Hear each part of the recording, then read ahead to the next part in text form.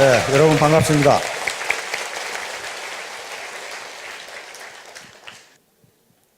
오늘 제가 제목으로 잡은 것은 1만 시간의 법칙이라고 하는 건데요.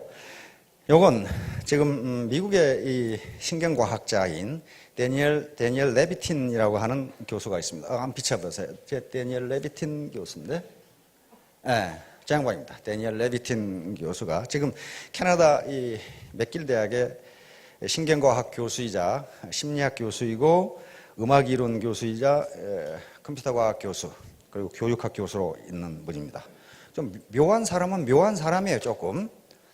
이 사람은 원래 음악가이기 때문에 음악학자입니다. 그러면서 신경과학의 세계 최고의 권위자이신데, 이 양반이 이 독일 베를린 음악원에서 음악대학에서 5살에 입학해가지고 지금 21살이 된 이 음악 영재들을 조사를 했어요. 교수들에게 의뢰를 해서 이 학생들 중에 세계적인 음악가, 아주 탁월한 이 연주자하고 그냥 저 정도면 뭐 잘하는 거지, 그 정도 우수하다고 판단된 사람하고 연습 시간을 조사해 봤더니 탁월한 연주를 하는 사람, 탁월한 음악가가 될 사람은 모두 연습을 1만 시간 이상 했더라는 겁니다.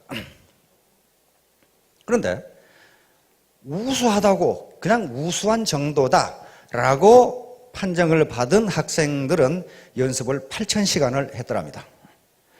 그러니까 그 연습 시간 2,000시간의 차이가 어떤 학생은 세계적인 연주가가 되고 어떤 학생은 그저 그런 연주가가 되고 그런 차이가 나더라는 겁니다. 그래서 이 레비틴 교수는 이게 도대체 무엇 때문에 그러는가? 그러면 음악가만 그러는가? 그래서 모든 분야에 그저 보통인 사람과 그 분야에 탁월한 사람들의 연습 시간을 모두 조사를 했어요.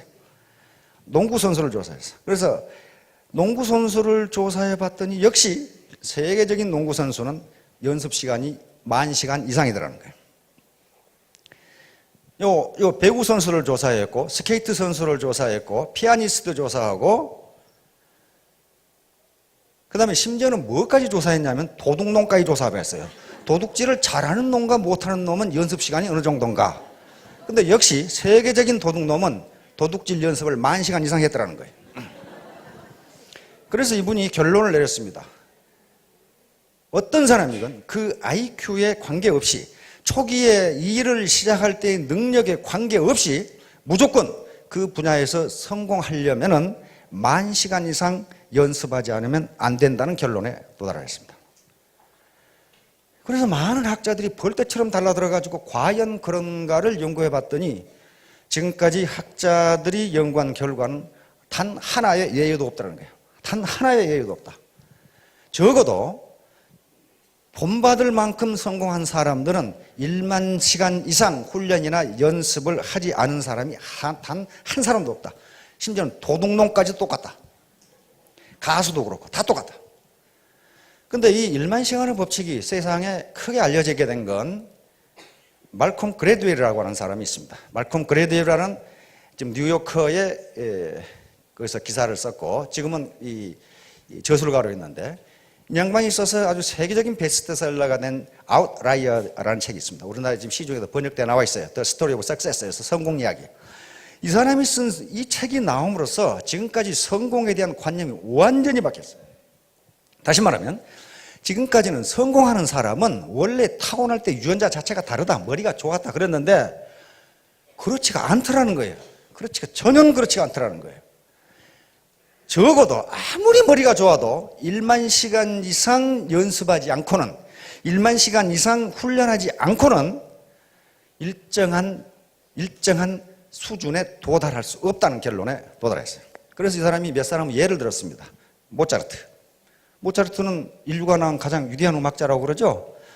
기록에 하면 6살 때부터 작곡을 시작했다고 그러니까. 그러나 6살 때부터 작곡을 시작했는데 지금 음악학자들은 그것은 모차르트가 한 것이 아니고 모차르트 아버지가 했다고 믿고 있습니다.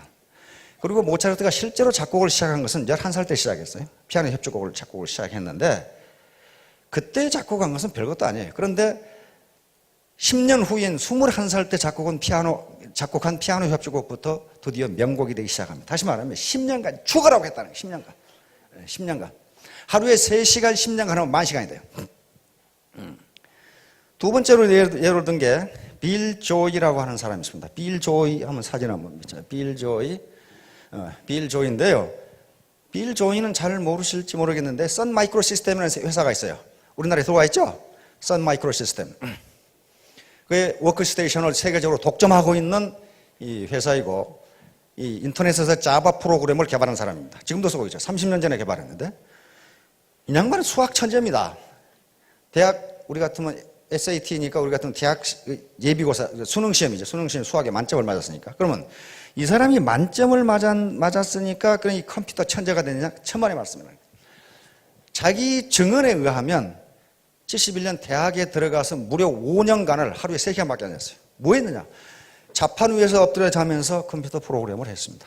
그게 1만 시간이 넘어요. 자기 입으로 내가 그 프로그램을 연습한 게 1만 시간이 넘는다 이렇게 이야기를 했어요. 그래서 지금 세계적인 선 마이크로 시스템이라는 회사를 만든 사람이에요. 세계적인 프로그래머가 됐고 인터넷에서는 오히려 마이크로소프트보다 더 언어로서는 낮게 보는 사람입니다.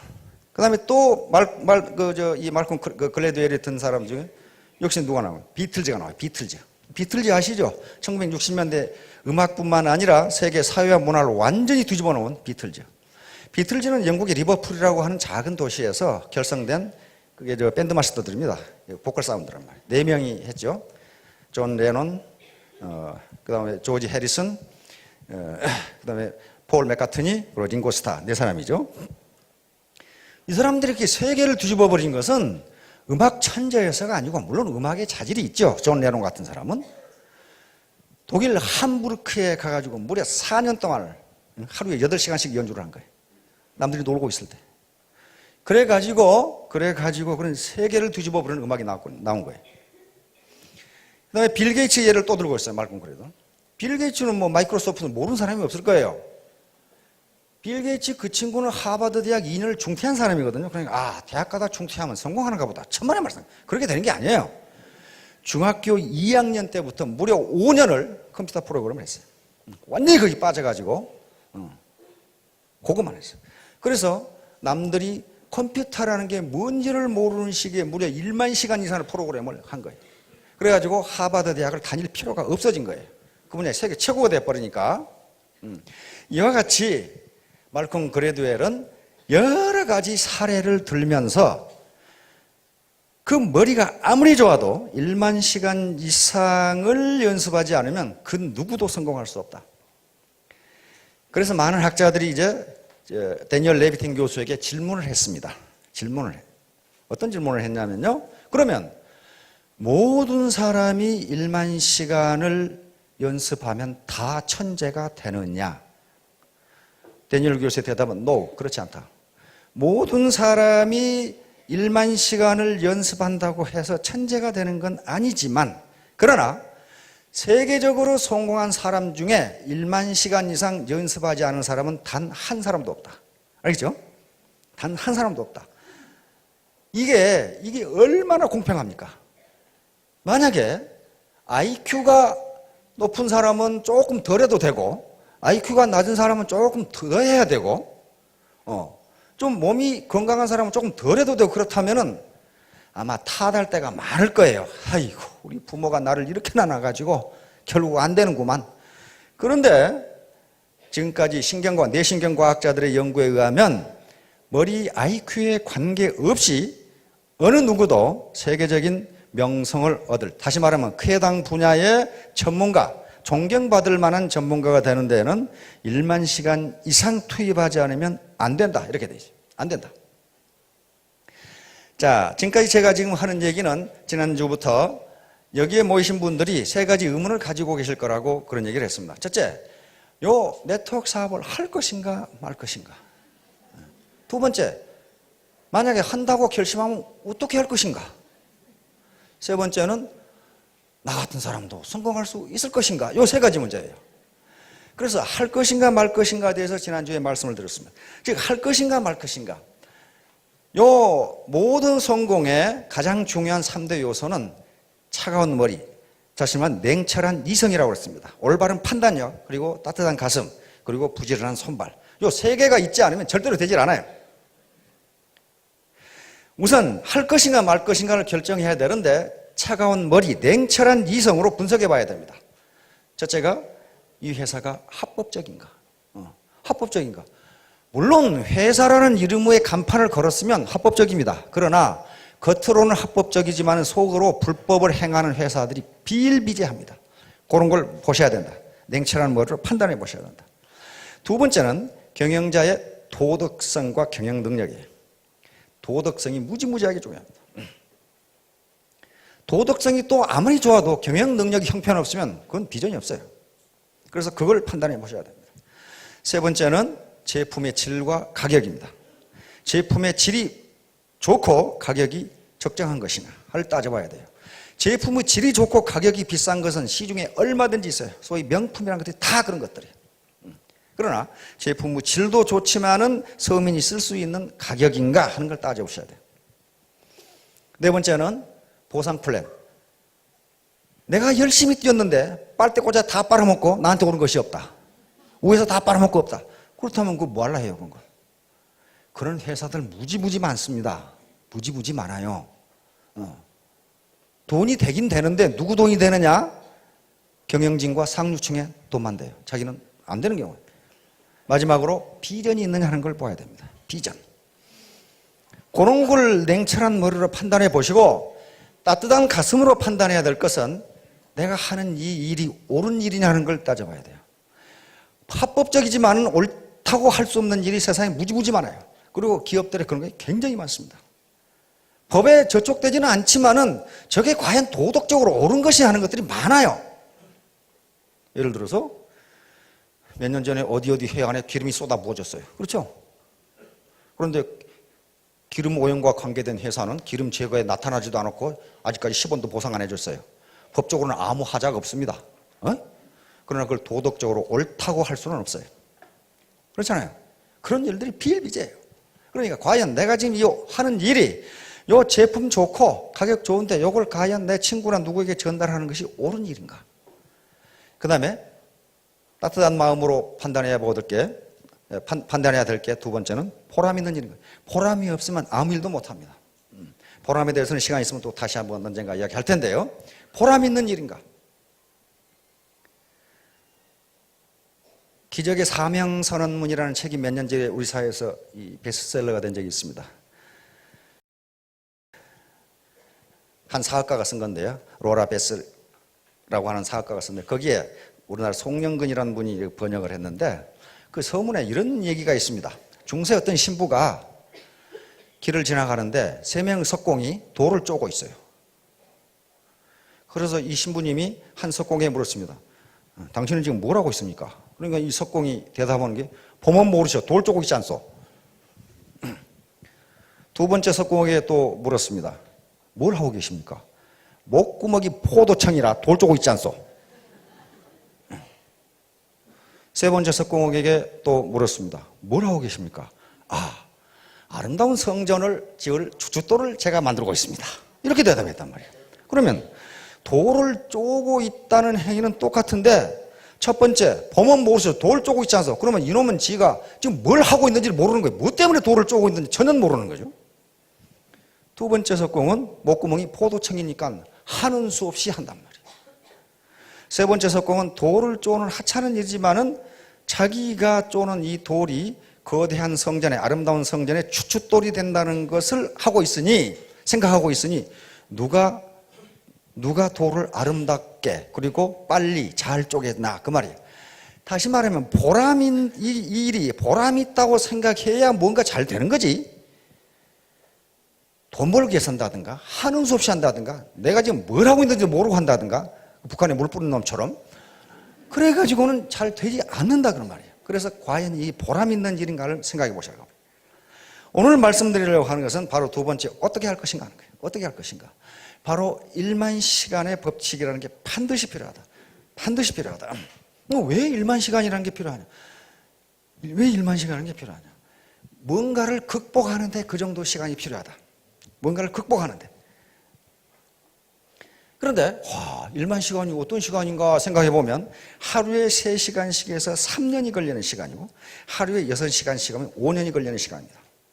바로 빌 게이츠나 아까 빌 조이라든가 비틀즈라든가 하는 사람들은 비틀즈는 자기 증언에 의하면 하루에 8시간씩 연주를 했다고 그래요. 그래서 4년을 했어요. 그러니까 세계적인 음악가 되어버렸어요. 빌 조이와 이 빌 게이츠도 자기들 증언에 하는 5년간을 그렇게 했어요. 새벽 3시, 4시까지 계속 하루에 2-3시간 자고 컴퓨터 프로그래밍을 했다고 그래서 자신들 입으로 1만 시간이 넘을 거라고 그렇게 이야기를 합니다. 그래서 세계적인 컴퓨터 프로그래머가 됐고 세계적인 기업의 경영자가 됐습니다. 그걸 더 열심히 한다면 예를 들면 하루에 10시간씩을 투입한다면 3년이 걸리는 시간입니다. 아까 여기 있었던 리더들이 전부 다 3년 만에 올라온 사람입니다. 밤낮 없이 뛴 사람들이. 밤낮 없이. 자, 그래서요. 1만 시간의 법칙은 자연의 법칙과 거의 같습니다. 레비틴 교수에게 물었어요. 어째서 1만 시간이냐? 하필이면 왜 1만 시간이냐? 그러니까 레비틴 교수가 대답하기를 이 사람은 신경과학자입니다. 뇌신경과학자예요. 그래서 뇌신경과학 중에서도 우리 인간이 음악을 어떻게 인식하는가를 연구하는 사람이에요.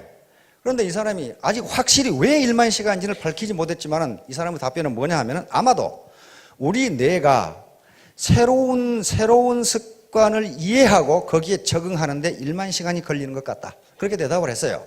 그러니까 1만 시간 만에 뇌가 그것을 인식을 하는데 8,000시간 연습한 사람은 안 되더라는 거예요. 뇌가 그걸 인식하지 못한다는 거예요. 자, 그래서 왜 우리에게 특히 네트워크 사업에서 1만 시간이 필요한가? 그런 얘기입니다, 지금. 자, 임계량이라는 게 있습니다. 자연 법칙의 임계량이라는 게 있어요. 임계량. 임계량은 그 임계량을 기준으로 임계량이 미치기 전의 양에서 일어나는 물리 현상과 임계량을 벗어났을 때 일어나는 물리 현상이 서로 다른 것을 이야기합니다. 그러니까 일반적으로 자연계에서 어떤 현상이 나타나는 데는 반드시 어떤 일정량을 넘어야 그 현상이 나타나지 그 전에는 전혀 나타나지 않는다. 자연현상에 이런 것이 있듯이 인간세에도 똑같이 있어요. 이게 창조의 법칙이니까 그렇단 말이에요. 똑같이 있어요. 우리가 어떤 노력을 할 때요, 일정 시간 이상 연습하지 않으면 한 단계를 올라가지 못해요. 그러면 이게 필요 없느냐? 그렇지가 않다는 거예요. 보통은 어떤 성과가 나타나지 않으면 거기서 중단해 버리니까 성과가 없는 거예요. 예를 들면 물통에 물을 붓는다고 합시다. 계속 물통에 불을 붓는데 물이 넘치지가 않아요. 그러나 어떤 한 방울에 물이 넘칩니다. 그게 임계량이에요. 그러면 그때가 앞에 부은 물이 필요 없느냐? 그렇지가 않다 이거예요. 그렇지가 않아요. 그게 있었기 때문에 결국 차가지고 어떤 순간에 물이 넘치게 되는 거예요. 인간에게 효과가 나타나는 것도 그 자연 법칙이 그대로 적용된다는 겁니다. 우리 누구지? 스케이팅 하는 김연아. 책에 보니까 요 뺑 도는 걸 10,000번 연습했답니다. 아무것도 아닐 것 같은데 나는 2번만 연습하면 되겠더만은 10,000번을 연습했다. 10,000번. 그런데 10,000번 중에 3,000번을 넘어졌답니다. 3,000번을 넘었다. 그래서 세계 챔피언이 된 거예요. 모든 사람이 다 그랬어요. 에디슨 같이 발명왕 어떻습니까? 인류 역사상 가장 많은 발명한 사람이에요. 1039가지인가 했죠. 특허와 발명이. 그런데 뭐라고 그랬어요? 전등 하나 만드는데요. 에디슨의 자서전에 보면 뭐라고 써놨냐면 내가 전등을 만드는데 9,999번을 실패했더니 한 기자 녀석이 와서 내가 똥 만들고 있으니까 10,000번을 실패하냐고 물어보더라 그 말이에요. 그래서 에디슨 대답은 이 사람아 나는 실패한 적이 한 번도 없네. 불이 안 켜지는 방법을 9,999가지나 알아냈네. 그러더라고요. 근데 에디슨도 자기가 몇 번 실패한지를 잘 모르는가 봐요. 다른 사람이 쓴 에디슨 정기원에 3,000번을 실패했다가 나와요. 여러분 생각해 보세요. 백열전구 만드는데 3,000번을 실패했는데 계속했다. 그게 머리가 좋은 사람입니까? 별로 안 좋아요. 초등학교 3개월 다녔죠? 그런데 사명감을 가지고 그렇게 했어요. 에디슨의 모든 말은 그렇게 돼 있어요. 그 다음에 뭐라고 돼 있느냐? 천재는 1%의 영감과 99%의 노력이다. 천재란 단순히 자기가 맡은 일을 끝까지 해내는 인내심을 가진 사람이다. 이렇게 돼 있어요. 자기가 그렇게 했거든요. 그리고 내가 만든 모든 발명품은 우연히 된 것이라고는 하나도 없다. 내가 땀을 쏟고 그 다음에 연구를 해서 나온 것이다. 얼마 전에 우리 아침형 인간이라는 책이 베스트셀러가 됐어요. 일본인 의사가 쓴 겁니다. 일본인 의사가 쓴 건데요. 아침형 인간. 그 책에서도 그 의사는 뭐라고 하느냐면요. 전부 지금 젊은이들인가 모든 사람들이 올빼미형 인간이 돼 있대요. 아침에 늦게 일어나고 밤새도록 돌아다니는. 그런데 이 습관을 밤 11시에 자고 아침 5시에 일어나는 습관이 아침형 인간인데 요게 정착되는데 적어도 100일은 꾸준히 하지 않으면 그게 안 된다는 겁니다. 그 의사 얘기예요, 의사가. 의사 얘기예요. 100일은 해야 그게 된대요. 심지어는요, 대관령에서 명태 가지고 황태 만드는데도 100일은 해야 된답니다. 그 자료를 조사해 보니까 그게 20번을 얼었다 녹아야 된다는데요. 20번을 얼었다 녹았다 하고 바람이 불어야 되고 그런데 그게 약 100일 걸린답니다. 그렇지 않고서는 맛있는 황태가 안 된대요. 100이라는 의미가 그런 의미를 가지고 있습니다. 그 다음에 더욱더 과학적인 것은요. 우리 몸의 세포가 60조 개라고 그러는데 그건 누가 세봤는지는 잘 모르겠어요. 하니까 무지하게 많아요. 근데 하루에 수백억 개가 죽고 수백억 개가 새로 생겨난답니다. 그러면 예를 들어 500억 개가 죽는다. 그러면 우리 몸이 새로운 세포로 완전히 바꿔지는데 얼마 걸려요? 100일이 걸립니다. 100일이 걸려요. 그래서 아들 군대 갈 때 아이고 이 자식 잘 갔다 오라 이렇게 아는 분은 100일 후에 휴가 나오면 그 몸뚱이는 다른 몸뚱이에요. 전혀 처음에 안 왔던 몸뚱이는 전혀 아니에요. 자, 이와 같이 우리가 100일간 뭔가를 꾸준하게 지속하면은 우리 뇌세포 그리고 우리 세포가 이게 정상적인 상태라고 인식을 한다는 거예요. 그래서 습관이 바뀌어지는 거예요. 그래서 100일간의 몰입, 100일간의 정진이 가장 중요합니다. 그런데 네트워크 사업에서는 100일이 더욱 중요해요. 굉장히 중요한 게요. 왜 그러냐면요. 네트워크 사업에는 다른 사업하고는 달리 무지무지하게 극복하기 어려운 점들이 있어요. 그것은 100일간 정진하지 않고서는 도저히 극복이 안 돼요. 그런 문제가 뭐가 있을까요? 첫째, 체면과 자존심이에요.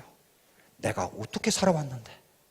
특히 정서, 이성보다는 감성이 앞서는 한국인에게 있어서 체면과 자존심이라고 하는 문제를 극복한다는 게 쉬운 일이 아니에요. 그것은 내 세포, 그 다음에 내 사고방식에 들어가 있기 때문에 이걸 그냥 100일간 정진하지 않고서는 바꿔지지 않는다. 특히 사회적으로 성공했던 삶, 그리고 사회적으로 존경받았던 직위에 있던 분들이 더욱더 그래요. 제가 그런 삶을 살아와서 알거든요. 바꾸기가 무지무지하게 힘들어요.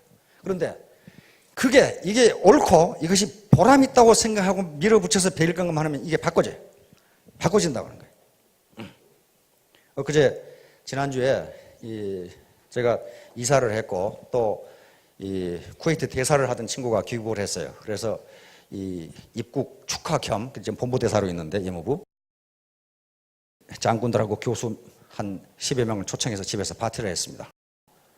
그런데 그 대사 부인이 애터미 화장품을 보더니 깜짝 놀래요. 이거 어디서 났냐고 물어보더라고. 당신 이걸 어떻게 하냐고 그랬더니 글쎄 어디서 났냐고 이제 물어보는 거예요. 어디서 사면 되냐고 그렇게 물어 깜짝 놀랐어요. 왜 그걸 나한테 묻냐고 그랬더니 뉴욕에 있는 자기 언니가 뉴욕으로 언니가 이민 갔거든요. 이 화장품이 싸고 매우 좋으니 이걸 바르라고 쿠웨이트로 보냈어요. 쿠웨이트 대사관으로. 그래서 이걸 지금 써보니까 무지무지 좋은데 다 떨어졌는데 언니한테 지금 뉴욕에 주문하려고 하는데 여기가 왜 이게 있냐 이게. 그래서 내가 그 부인들 집합시켜놓고 일장 훈시를 이제 하고 이 화장품을 한 달간 바르면 우리 문대사라든가 여러 장군들이 아침에 일어나서 아가씨 어디서 오셨냐고 이렇게 물을 거다. 그랬더니 이 대사 부인이 자기는 지금 이거 한 통을 다 발랐는데 이거 문대사가 이 아가씨라고 안 부른다. 그래서 제가 답변하기를 너무 적게 바르니까 그런다. 왕창 발라라. 이제 그래서 내가 공짜로 한 세트를 줄 테니 다음부터는 너희들이 샀어라 그랬거든요. 어떻게 샀으냐? 회원에 가입해라. 그랬더니 가입하겠다. 그래서 이제 거기에 여러 명의 이 아줌마 패들을 회원에 가입시키고 그렇게 했어요.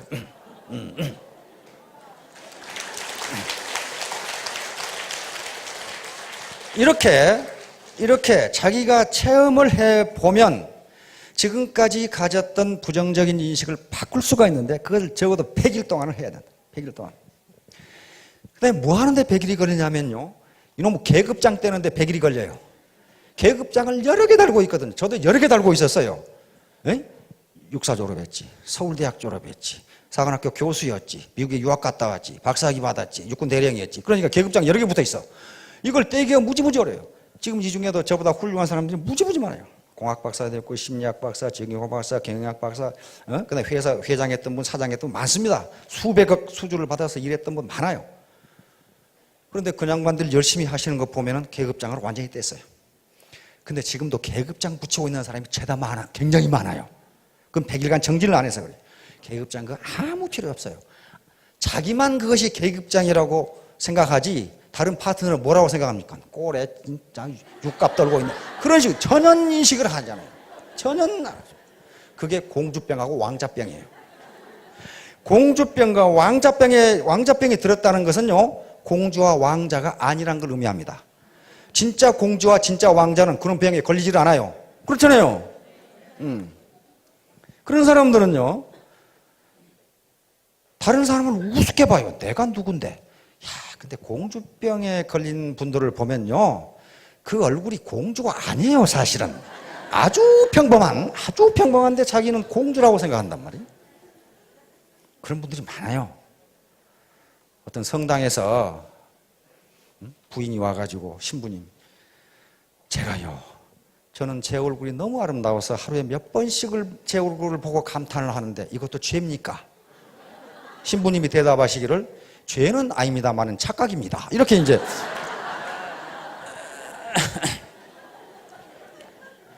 그걸 벗어나야 돼요. 그러면 다른 사람이 공주로 인정해 줍니다. 스스로 자기가 공주라고 생각하면 팔불출이라고 생각해요. 그 계급장을 못 떼는 거예요. 그게 100일간 겸손하게 낮아지면 떨어져요. 따라서 100일간 정진을 해야 됩니다. 여러분 비행기 이륙할 때 보셨죠? 어떻게 합니까? 바로 뜹니까? 바로 뜨지 못합니다. 활주로를 상당한 거리의 활주로를 달려야 뜨는데 그 슬슬 굴러갑니까? 비행기가 뜰 때 가장 파워가 셉니다.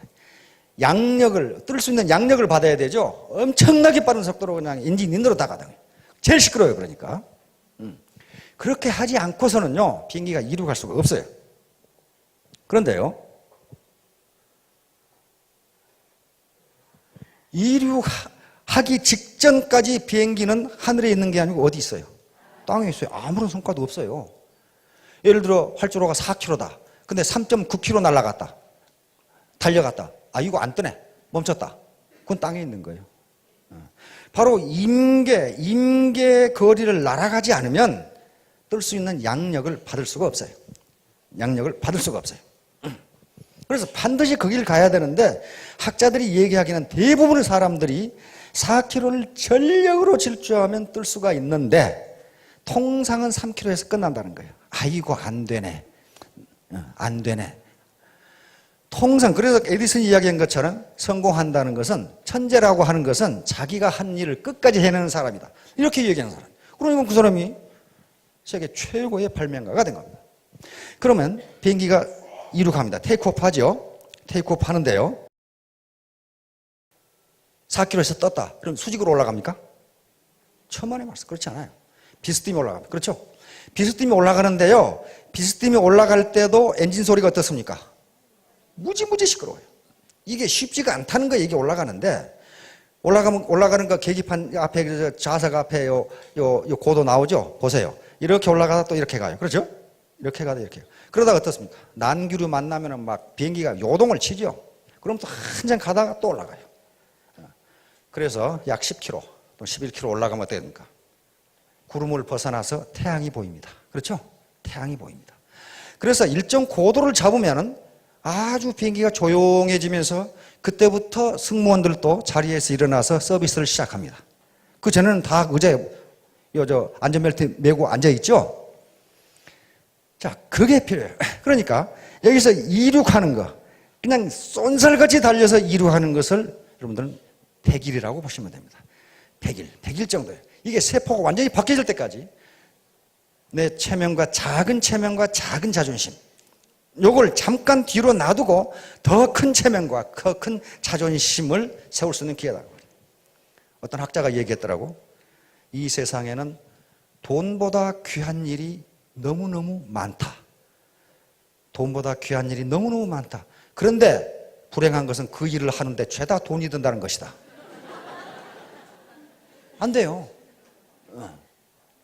죄다 돈이 들어요. 돈보다 귀한 일이 무지무지 많은데 가난한 사람을 도와준다든가, 그 다음에 치료 못하는 누구를 이렇게 치료비를 대준다든가, 그게 돈보다 더 귀한 일이에요. 그런데 돈이 들어요, 그게. 그래서 더 큰 자존심, 그런 것을 이룩하기 위해서는 작은 자존심을 내려놓지 않으면, 그 쓸데없는 과거 계급장을 떼지 않으면 절대로 안 된다. 계급장을 안 뗀 사람들 지금 리더 중에도 몇 사람 있어요. 그래가지고 그 계급장을 안 뗀 리더가 있는 데는요, 지멋대로 하려고 그러니까 질이 멸렬해, 조직이. 자, 결론을 말씀드리도록 하겠습니다. 이 세상에 공짜는 전혀 없습니다. 공짜는 없어요. 공짜가 있다고 먹었다가는 어떻게 됩니까? 낚시에 걸려요. 반드시 낚시에 걸려요. 공짜를 절대 없습니다. 자기가 땀 흘린 것만큼 얻을 수 있어요. 그건 레비틴 박사가 1만 시간의 법칙으로 이야기를 했습니다. 그리고 일단 이륙하는 데는 100일간 정진이 필요합니다. 거기에 소비자 집단을 구축을 해야 되고, 자기의 계급장을 떼야 되고, 자기의 자존심이나 체면, 이 작은 것을 잠깐 뒤로 밀려두는 거예요. 그걸 자기가 체면이라는 게 자존심을 손상하라 그런 게 아니고, 손상됩니다. 참 별의별 참 살다가 별꼴 다 본 적이 있어요. 그 작은 걸 희생하지 않으면 안 됩니다. 따라서 공짜는 없다. 그리고 신은 새를 위해서 벌레를 만들었지만은 벌레를 둥지에 넣어주지는 않습니다. 둥지에 넣어주지는 않기 때문에 그 벌레를 잡는 것은 새 어미의 몫이에요. 새의 몫입니다. 일찍 일어나는 새가 벌레를 잡는다는 얘기가 있습니다. 마찬가지로 사업을 할 수 있는 기회, 또는 돈을 벌 수 있는 기회는 모든 사람에게 공평하게 열려 있지만은 그 기회를 선택하느냐 마느냐는 자기에 달려 있어요. 따라서 모두 이륙을 하는 데까지는 100일 정도의 정진이 필요하다는 걸 아시고, 이제 고도 비행을 하려면 우리 앞에 나온 리더들처럼 1만 시간의 정진이 필요합니다. 모두 좋은 선택을 해서 성공하시기 바랍니다. 감사합니다.